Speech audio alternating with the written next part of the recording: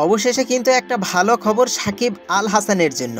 Bowling অ্যাকশনে যেই সাকিব আল হাসানকে নিষিদ্ধ করেছিল, সেই সাকিব আল হাসান কিন্তু অ্যাকশন পরীক্ষা দিয়েই এবার কিন্তু তিনি সেখান থেকে গ্রিন সিগন্যাল পেয়েছেন। তাই আর ঘরোয়া ক্রিকেট সহ আন্তর্জাতিক এবং ফ্র্যাঞ্চাইজি ভিত্তিক লিগগুলো কোথাও আর বোলিং অ্যাকশনে নিষেধাজ্ঞা থাকতেছে না।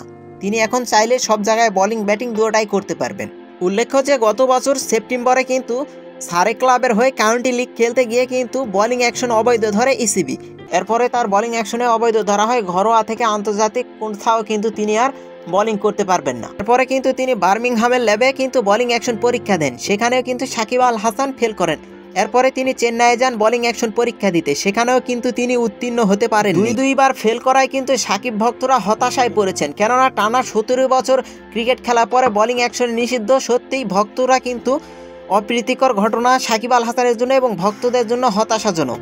এরপরে কিন্তু সাকিব আল হাসান আবারও বার্মিংহামের বিশ্ববিদ্যালয়ে গিয়ে কিন্তু ল্যাবে পরীক্ষা দিয়ে বোলিং অ্যাকশনে সেখানে এবার কিন্তু উন্নতি হয়েছেন। তাই আর কোনো নিষিদ্ধ থাকছে না, এখন থেকে তিনি চাইলেই সকল ধরনের ক্রিকেটে কিন্তু বোলিং করতে পারবেন।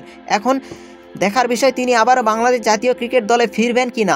তবে অনেকেই ভক্তবিন্দুরা লিখতেছেন যে ওয়েলকাম, আবারও ফিরবে সাকিব আল হাসান বাংলার ক্রিকেটে। এখন আইপিএলে খেলার জন্যও থাকছে না আর নিষেধাজ্ঞা, এখন আইপিএলের যে কোনো দল তাকে কিনতে পারে। এখন কি কিনবে কিনা তাও দেখার অপেক্ষা। এই ছিল আমাদের কাছে থাকা বর্তমান সর্বশেষ আপডেট। পরবর্তী নিউজ দেখার আমন্ত্রণ জানিয়ে বিদায় নিচ্ছি। মুস্তাকিন হাসান, বিডি ইনফায়ার রিঅ্যাকশন।